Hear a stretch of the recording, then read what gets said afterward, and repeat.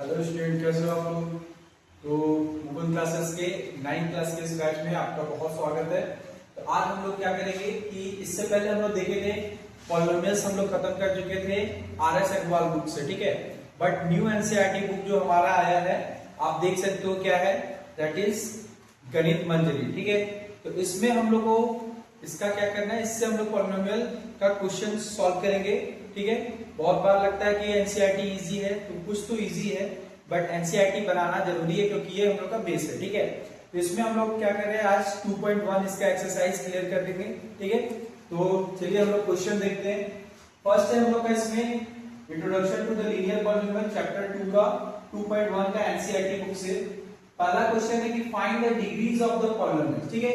तो जैसा हम लोग पहले भी बता चुके हैं कि डिग्री क्या होता है, किसी भी पॉलिनोमियल में वेरिएबल का जो सबसे बड़ा पावर होता है, ग्रेटेस्ट पावर, वो हम लोग का डिग्री कहलाता है, ठीक है।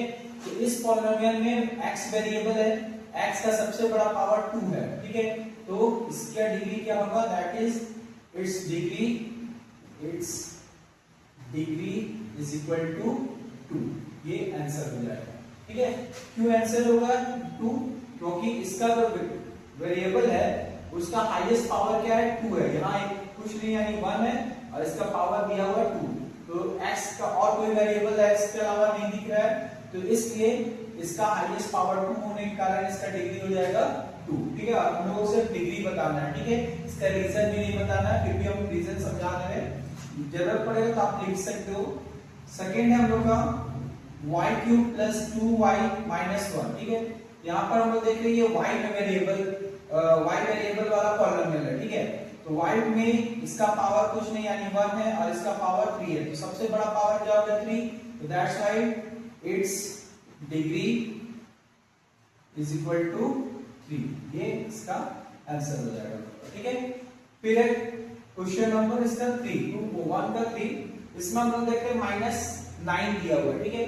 तो इसका क्या होगा सॉल्यूशन में, तो इट्स डिग्री कितनी होनी चाहिए, 1 2 3 या क्या होना चाहिए।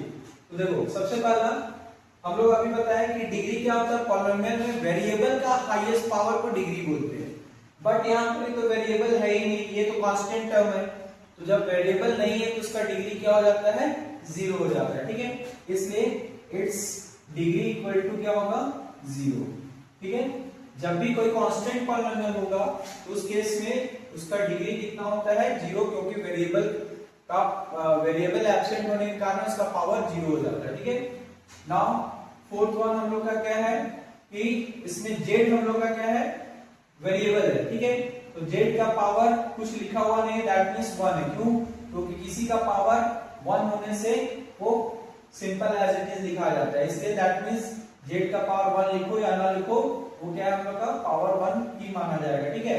Therefore its degree equal to कितना हो जाएगा, 1 हो जाएगा, ठीक। ये हो गया हम लोग का डिग्री, क्लियर हो गया, ठीक है। अब हम लोग के पास है next question, right the polynomial of degrees 1 2 3, ठीक है। यहाँ पर हम लोग को क्या करना है, पॉलिनोमियल बनाना है, ठीक है। यानी एग्जांपल देना है 1 डिग्रीज वाला, 2 डिग्रीज वाला, 3 डिग्री वाला। आगे से सवाल में तो हम लोग पढ़ लिए थे, उसमें मोनोमियल, बाइनोमियल, ट्राइनोमियल ये भी दिया हुआ था कि मोनोमियल होगा 2 डिग्री बताना, बाइनोमियल है 2 डिग्री। बट इसमें ऐसा कुछ मेंशन नहीं है, सिर्फ मेंशन है कि पॉलिनोमियल होना चाहिए और कितना, एक डिग्री 1 होना चाहिए, डिग्री 2, एक डिग्री 3। तो तीनों एक ही पॉलिनोमियल में नहीं हो सकता, क्यों, क्योंकि हाईएस्ट वेरिएबल जो भी होगा वही सिर्फ डिग्री कहलाएगा। तो हम लोग एक एक करके देखते हैं इसमें, ठीक। तो इसका पहला पार्ट है सॉल्यूशन लिखेंगे, that is polynomial of degree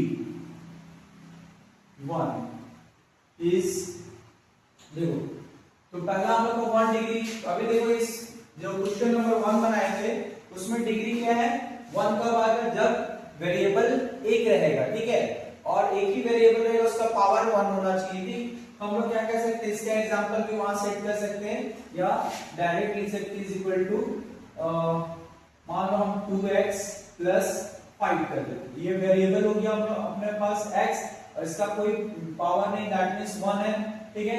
ये हम लोग का क्या हो जाएगा, पॉलिनोमियल ऑफ डिग्री 1 हो जाएगा, ठीक है। सेकेंड इसका that is polynomial of degree 2। दो डिग्री 2 मतलब वेरिएबल का पावर 2। तो ऐसा केस में देखो कभी भी पॉलिनोमियल लिखना है तो उससे पहले जो हम लोग को कंडीशन दिया उस कंडीशन को फुलफिल करेंगे। तो पॉलिनोमियल के हम लोग को वेरिएबल का पावर 2 चाहिए, तो मान लो हम यहां ले लेते हैं x का पावर 2 कर दिए, ये भी आंसर हो जाएगा, ठीक। लेकिन हम लोग क्या जानते हैं कि पॉलिनोमियल हम लोग वेरिएबल का डिक्रीजिंग ऑर्डर में पावर रहता है। हम अगर 2 दे दिए तो आप अपने से कोई भी से 2, उसके बाद डिक्रीजिंग ऑर्डर में x का पावर 1, उसके बाद मान लो प्लस 5 कर दिए, ठीक है। ये हो गया अपना एक पॉलिनोमियल बन गया, अभी डिक्रीजिंग ऑर्डर में है, ठीक है। इस तरह से हम लोग क्या करते हैं पॉलिनोमियल क्रिएट कर सकते हैं। थर्ड है अपना इसका that is polynomial of degree 3। तो polynomial of degree 3 is equal to क्या होगा। तो अभी जैसे बताएं पहले तो जो कंडीशन हम लोग को सेटिस्फाई करना है वो चीज देख लो एक बार, ठीक है। क्या है डिग्री 3 होना चाहिए, तो एक वेरिएबल फिर से मान लेते हैं x ले लेते हैं, उसका पावर 3 दे देते हैं, ठीक है। हो गया सेटिस्फेक्शन। अब हम लोग को क्या करना है बस अरेंजमेंट कर देना है, इससे कम पावर फिर कम पावर अपने से अरेंज करते हुए। सपोज 2x, तो ये पावर 3 था तो इसका पावर 2 होना चाहिए, इसका में 3x मान लेते हैं और प्लस 1 कुछ भी, ठीक है। बट क्या होना चाहिए डिक्रीजिंग ऑर्डर में, और सबसे पहले जो डिग्री बोला उसका पावर दे सकते हो, उसके साथ नंबर कोई भी मल्टीप्लाइड हो उससे फर्क नहीं पड़ता, जीरो नहीं होना चाहिए, ठीक है।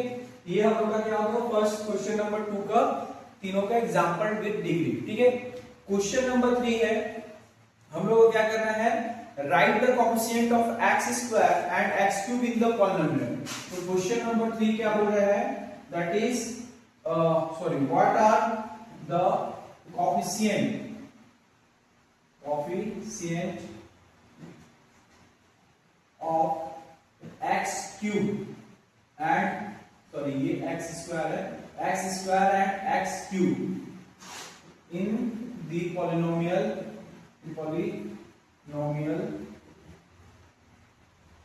x to the power 4 minus 3x to the power 3 plus 6x² minus 2x plus 7, ठीक है। ये हम लोग का क्वेश्चन है कि हम लोग को क्या बताना है इस पॉलिनोमियल में x² का कोएफिशिएंट और x³ का कोएफिशिएंट बताना, ठीक है। तो हम लोग यहाँ सॉल्यूशन लिख लेते हैं, ठीक है।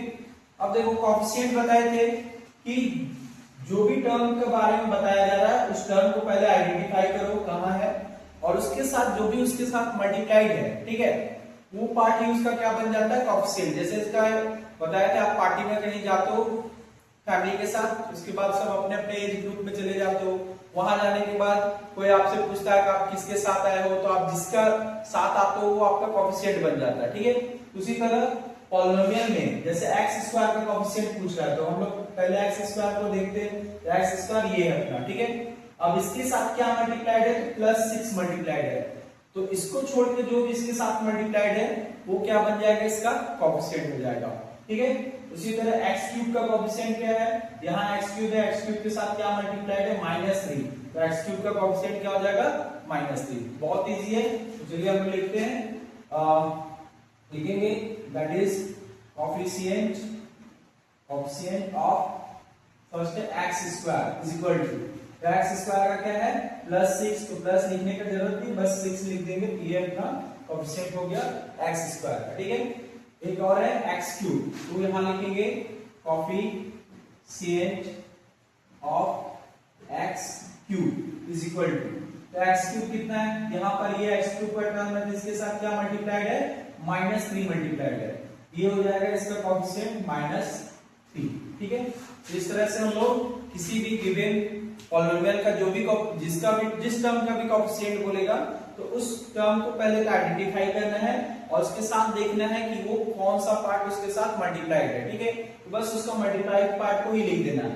बहुत कोई x² के साथ यहाँ 6x² लिख देता है तो गलत हो जाएगा, क्यों x² का कोएफिशिएंट पूछ रहा है, आपको पूछा जाएगा कि आप पार्टी में किसके साथ आए हो, तो बोलोगे कि मैं, मेरे पापा मम्मी, ऐसे नहीं ना बोलोगे। जब ऑलरेडी आपको दैट मींस तब आपसे पूछा जा रहा है तो ऑब्वियसली एक्स स्क्वायर का कोएफिशिएंट पूछ रहा है, तो एक्स स्क्वायर को छोड़ के उसके साथ जो मल्टीप्लाइड रहेगा उसका सिर्फ वैल्यू लिखना है, ठीक है। एक्स क्यूब का कोएफिशिएंट मतलब एक्स क्यूब को छोड़ के उसके साथ जो मल्टीप्लाइड है उसका वैल्यू लिखेंगे, ठीक है। तो ये क्वेश्चन नंबर 3 कंप्लीट हो गया और 2 क्वेश्चन है, इसको हम लोग अभी कंप्लीट कर लेंगे, ओके। हम लोग के पास नेक्स्ट क्वेश्चन है क्वेश्चन नंबर 4, ठीक है। इसमें क्या बोला है कि what is the coefficient of z in the polynomial 4z³ plus 5z² minus 11, ठीक है। तो जैसे क्वेश्चन नंबर हम लोग 3 में अभी कोएफिशिएंट देखे थे उसी तरह इसको भी बनाना है, बट पहले तो चेक करना होगा कि z इस पॉलिनोमियल में है या नहीं है, अगर है तो किस जगह पे है और उसका क्या उसके साथ मल्टीप्लाई है, ठीक है। यहाँ पर हम लोग देख रहे हैं, पहले तो z आइडेंटिफाई करने का कोशिश करते हैं, तो इस पॉलिनोमियल में हम लोग को सिर्फ z³ है, z² है, z अकेले नहीं है, ठीक है। तो ऐसे केस में हम लोग का z का टर्म नहीं है तो कोएफिशिएंट भी क्या होगा, नहीं होगा, ठीक है। यहां लिखेंगे since term z is not present in the given polynomial, क्योंकि इस पॉलिनोमियल में z टर्म अवेलेबल नहीं है, ठीक है। अकेले z सिंगल पावर वाला z जो है वो अवेलेबल नहीं है, therefore the coefficient of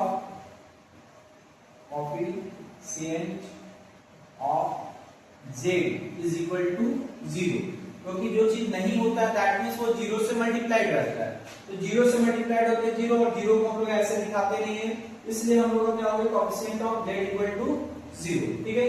तो z नहीं होने के कारण क्या हो जाएगा उसका कोएफिशिएंट 0। तो अगर कोई भी पॉलिनोमियल में कोई टर्म बता रहा है उसका कोएफिशिएंट 0 मतलब उसका कोएफिशिएंट पूछ रहा है और वो टर्म अवेलेबल नहीं है तो उसका कोएफिशिएंट हमेशा 0 होगा, ठीक है। क्लियर। नेक्स्ट क्वेश्चन है what is the constant term of the polynomial, ठीक है। 9x³ plus 5x² minus 8x minus 10, ठीक। इस पॉलिनोमियल में हम लोग को कांस्टेंट टर्म बताना है, ये बहुत सिंपल क्वेश्चन है, ठीक है। कैसे याद रखो, सिंपल सा कि पॉलिनोमियल में कांस्टेंट टर्म वो होता है जिसमें वेरिएबल इंक्लूड नहीं रहता है, यानी उस टर्म के साथ वेरिएबल किसी भी तरह से नहीं रहता है। इसमें देख रहे हैं इसमें वेरिएबल है, इस वाले टर्म में वेरिएबल है, इस वाले टर्म में वेरिएबल है, ये टर्म वेरिएबल के बगैर है, सिर्फ नंबर है। तो जो नंबर रहेगा बिना वेरिएबल के वही हम लोग का कांस्टेंट टर्म हो जाता है, ठीक है। तो लिखेंगे therefore the constant term of the given polynomial